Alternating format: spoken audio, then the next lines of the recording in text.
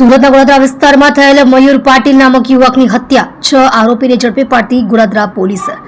સુરતના ગોળાદરા ઠાકોરનગર મહાકાલ પાનના ગલ્લા પર થયેલ હત્યાનો ભેદ ઉકેલી કાઢી 2 આરોપી અને 4 નાબાલિગ આરોપીને પકડી પાડતી ગોળાદરા પોલીસ।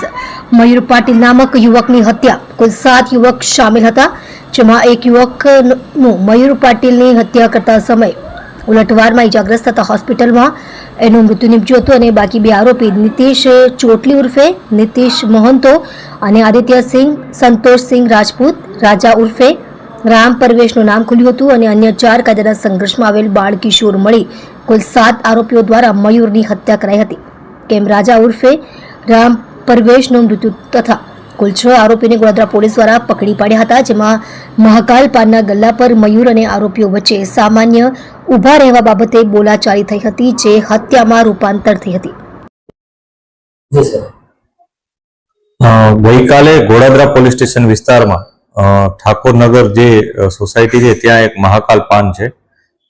મહાકાલ પાન સેન્ટરની અંદર ગઈકાલે હત્યાનો એક બનાવ બન્યો હતો।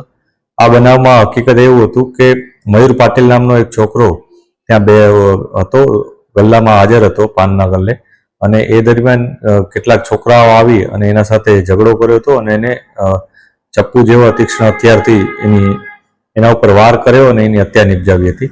આ બનાવમાં પોલીસે તત્કાલ કાર્યવાહી કરી અને જે FIR લોન્ચ કરી અને આગળ અમે જે આરોપીઓ છે એને પકડવાની શરૂઆત કરી હતી।